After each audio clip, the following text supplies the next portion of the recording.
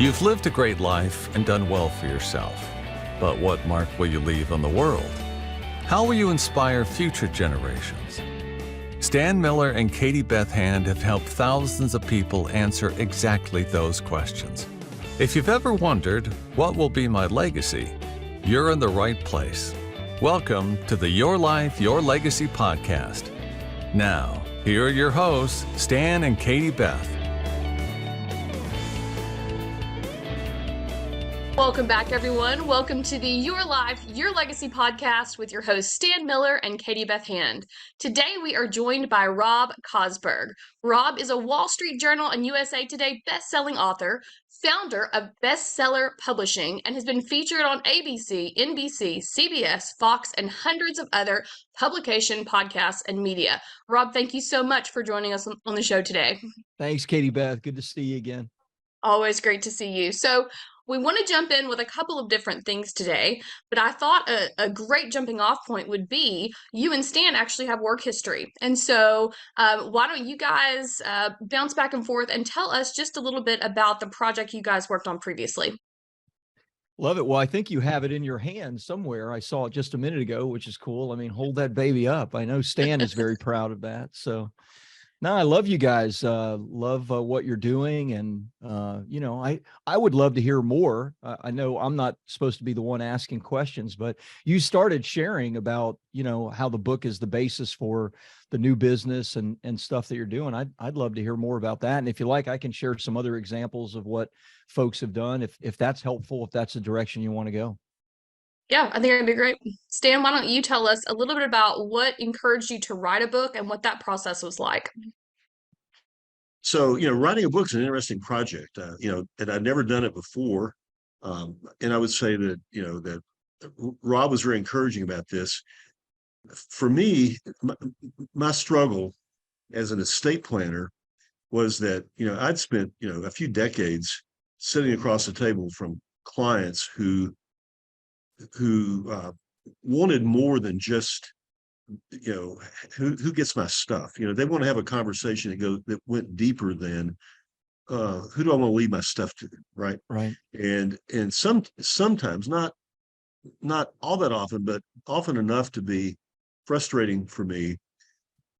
People would, without my asking, would really open up to me, and we'd have to get out the Kleenex, and they'd start talking about their hopes, their fears, their dreams, their aspirations in a way that went way, way, way beyond, who gets my house, who gets my car, who gets, my stock portfolio, all those things.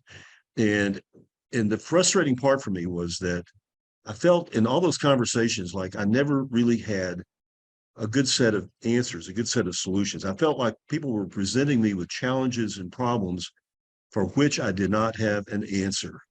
And so my approach to how to resolve that conflict within myself was to say, if I write a book about it, it will force me to actually do the homework and to think about this, go look to see what other people are doing, and to organize all that, to collate it hopefully in a compelling way, so that at the end of that process, I will have put together a workable roadmap that will leave me with the solutions I need to be able to lean across the table to say, I have more than just Kleenex to offer you. Yeah.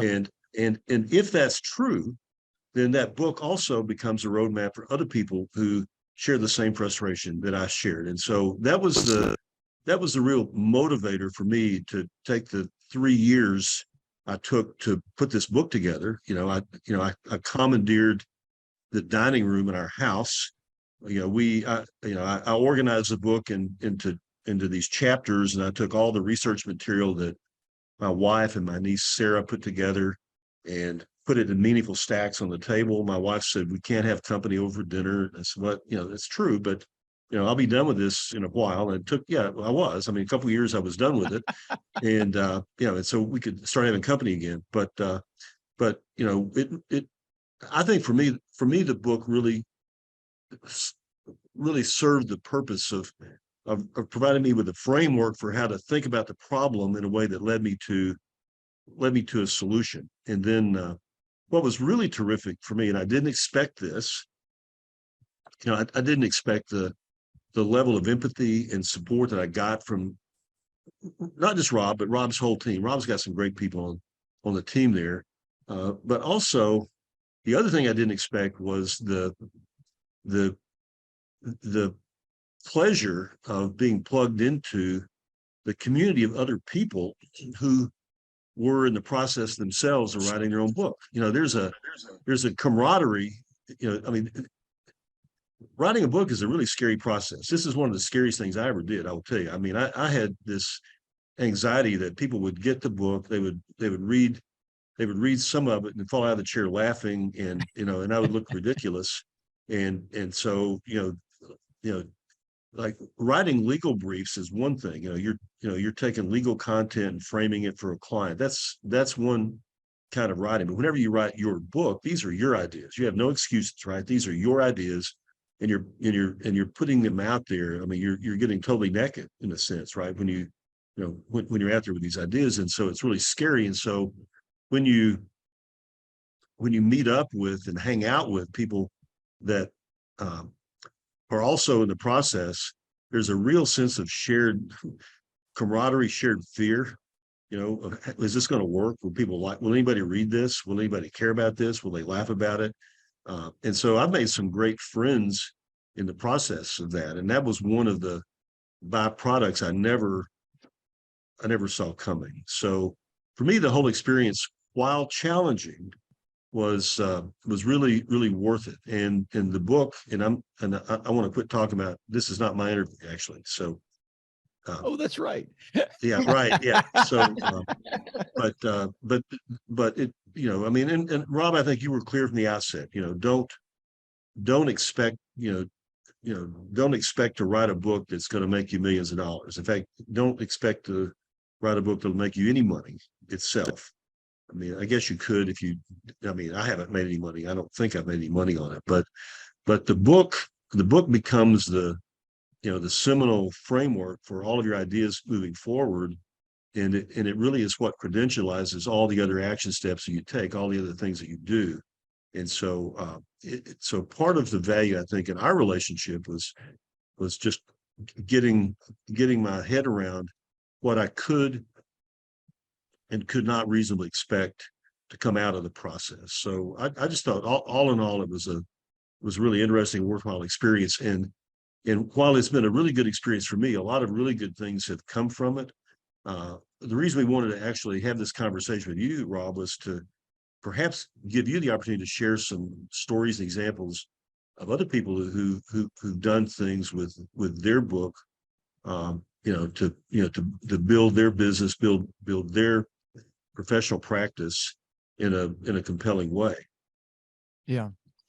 Well, you mentioned, and I certainly tell you this and anybody that'll listen, the book is a bit of a dichotomy. On one hand, it is this thing that you pour your blood, sweat, and tears into, which besides the patience of your wife, it was a lot of hard work and discipline and difficulty, and you're putting your best ideas, and it forces you to really think about what it is that you're saying. So you're putting your best work into the world, so people can see. And so on one hand, you have your best work, and on the other hand, they can get it for $15.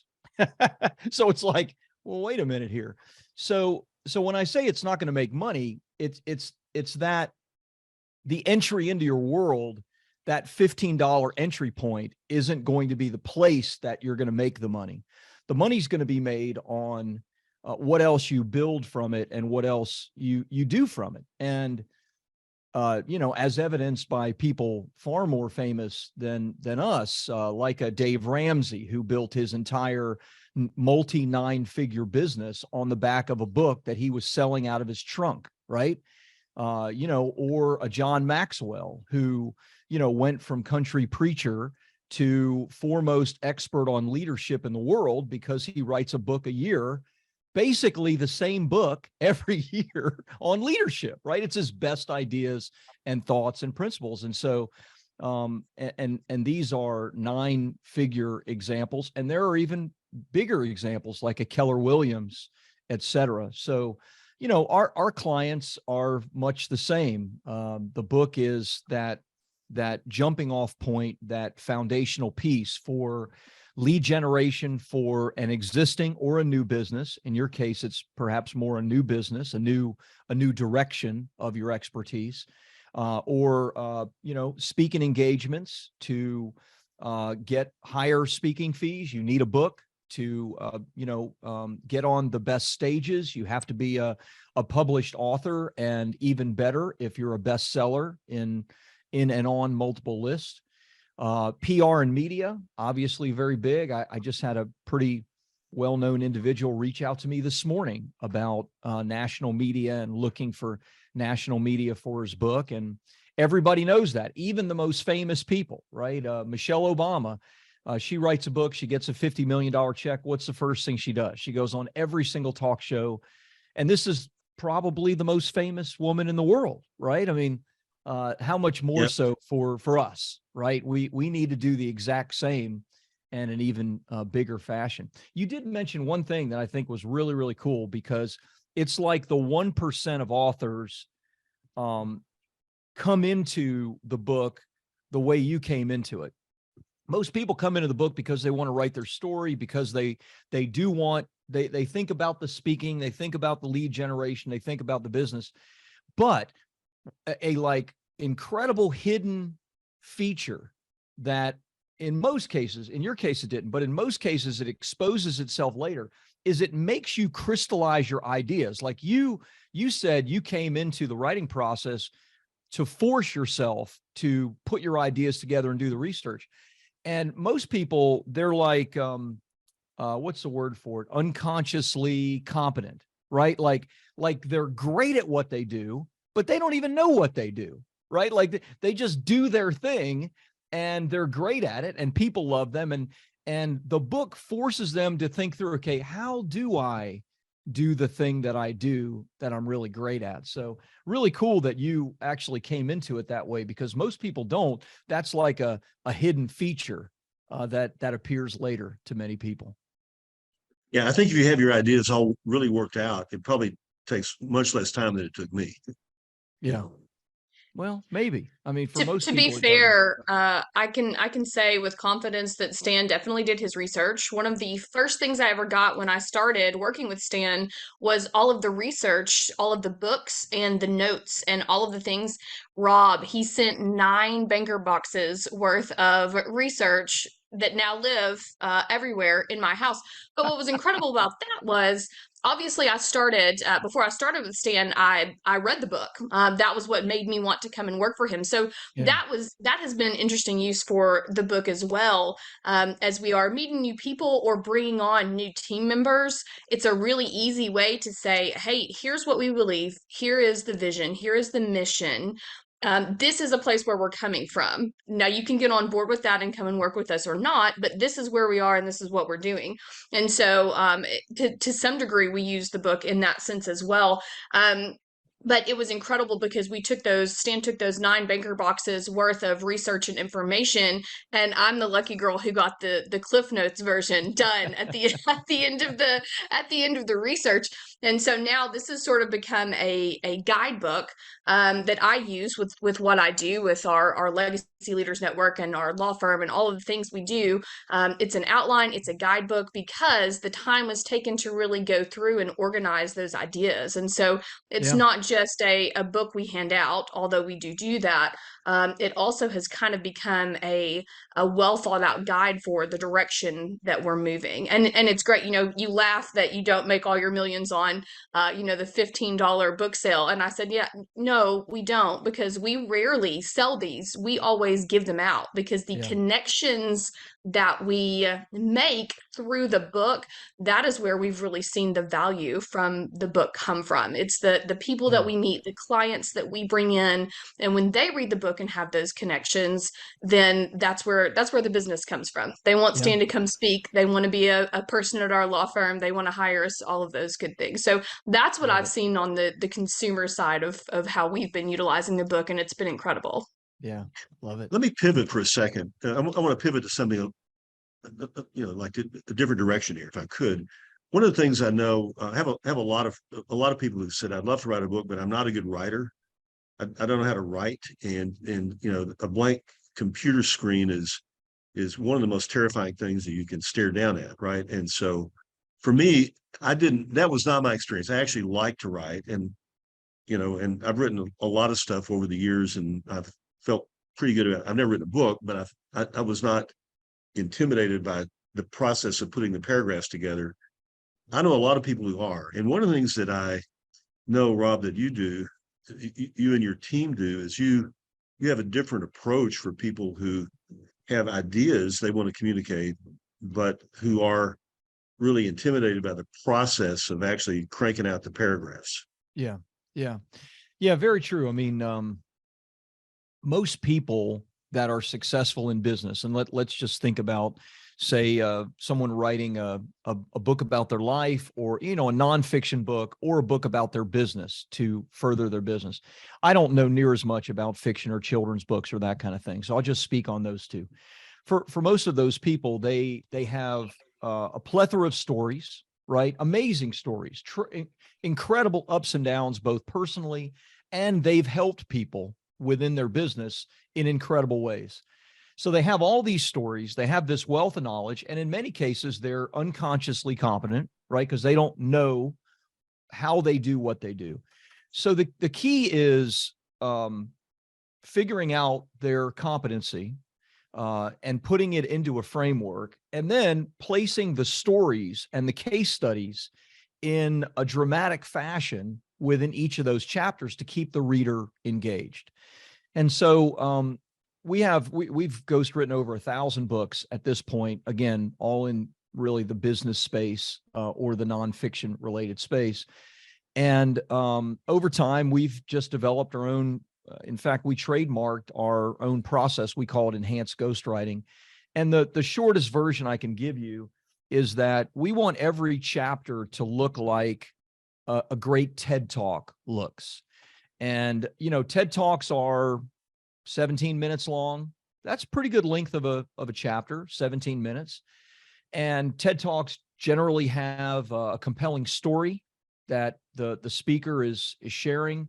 There's usually dramatic points in the story, like there's a point of drama and intrigue and what we call open loop, where oftentimes they don't culminate the story until later. They leave it at its point of drama. There's teaching within it, so there's points of content. They're sharing their expertise, and then they kind of wrap it all up in a nice bow with a conclusion at the end. And so we kind of saw this, and we thought, well, if we could help our clients to, in essence, create 10, 11, 12, 7, however many mini TED Talks that, are tied together, obviously beautifully based on the framework of whatever it is they want to teach, then, each chapter has all of the compelling items to keep the reader engaged and teach the reader at the same time. So that's a long-winded, perhaps, explanation of what we call enhanced ghostwriting. There's lots of other pieces to it, like editing, et cetera, but that's the general framework of creating content. So, I've really come around to the view that if you approach creating your book that way, that is legitimately your book. I mean, it's not. I mean, I know you have a ghostwriter that framed the sentences, but I've really come around to the view that that's just as much your book as if you plunked it out yourself on your laptop. It is. And just to further prove that point, I could show you a dozen different books, all by the same writer, that sound nothing like each other. Because they're in the voice of the author. They're really in the voice of that author based on the story. They don't sound anything like the writer. That's the whole idea of enhanced ghostwriting, is that you want to capture the voice of the author. And when you do, it is your content. Yeah. The next book I write, that may be how I choose to do it. Well, it won't take 3 years. Yeah. And you can tell your wife the dining room is all hers. is all, Unnecessary. yeah, right. Yeah. Some big, I'm some out of big bookshelf pluses there. space, so I don't know what book we're going to write next. I have absolutely no more bookshelf space, so just keep that in mind. Well, Rob, this has been great. Stan, do you have any other questions for Rob or anything you think our listeners might need to know about this process since you've been through it? Rob, you may want to just speak, like, take a couple of minutes and talk about the process, how it works, how long does it take, all the questions that normally come up, because I actually think people listening to this podcast really need to at least consider the thought of putting your own book together. And so, what I love about the way you work is you do have a framework, a roadmap, and I think you do it really well. So just take a couple minutes to just talk about the process. Thank you. Yeah, happy to. Without trying to be too long-winded, there are two big questions that have to be answered or resolved. The first is that 80% of Americans want to write a book. Based on an old New York Times survey, less than 1% actually complete it. So we have to have a simple way for a busy entrepreneur to have 45 minutes a week and complete their book in 4 or 5 or 6 months. So that's where enhanced ghostwriting comes in. All we need is 45 minutes a week. They show up and we handle the rest. And meaning that, sure, there might be some homework. They might need to take some time to think about the stories, that kind of thing. But we keep them on track as long as they can give us 45 minutes to an hour a week is all we need. But the other question that needs to be answered is the average book, nonfiction book, sells 250 copies in its lifetime. So imagine putting your blood, sweat, tears, 3 years and no dining room table and 250 people, and probably most of those people are family and friends, actually ever read the book or even get the book to read it. That's like a horrible conclusion to this difficult matter of writing a book. So, part of my desire in even creating a company called Bestseller Publishing, that there was actually some thought that went into that name, was we wanted our clients to legitimately have a book that is a bestseller, is on a list, and people that they do not know, thousands of people that they do not know, are getting their book and consuming it. So besides what I explained as the enhanced ghostwriting process, and once a week, we launch all of our clients' books, and we have a pretty simple, we don't care if our clients have an audience or not. We're going to do the same thing either way. We do paid advertising, social media, press releases. We have a whole process that you went through and are familiar with, to put the book in front of an unknown audience, with the idea that it's the right audience because we've vetted it and people are going to like it because we've worked on the cover, we've worked on the title, we've worked on the audience, et cetera. And so that, I haven't gone into great detail on it, but those are like the two big questions that we tried to answer when I started this company 11 years ago. Is let's help people get their book written, but then let's make sure that people are actually consuming this and hopefully using it, because there is a shelf life, no pun intended, to the launch, right? Everything that happens after the launch is in the author's hands. So we do coaching and teaching and weekly calls to help our authors to kind of pick up the baton, if you will. That's great. Does that help? Does that answer it? That answers it. Yeah, I think Yep. that's great. I think that's great. So for anyone listening who is interested in knowing more about Rob and what he does, feel free to visit bestsellerpublishing.org, and we will also link that in the show notes as well. Rob, as always, it has been such a pleasure Same, speaking Katie with Beth. you. Thanks. Absolutely. All right, Thanks, guys, Stan. you've been listening to the Your Life, Your Legacy podcast with your hosts, Stan Miller and Katie Beth Hand. Thanks for joining us. We'll see you next time. Thanks for listening to the Your Life, Your Legacy podcast with Stan Miller and Katie Beth Hand. If you enjoyed the show, please rate, review, and subscribe on Apple Podcasts, Spotify, or wherever you get your podcasts.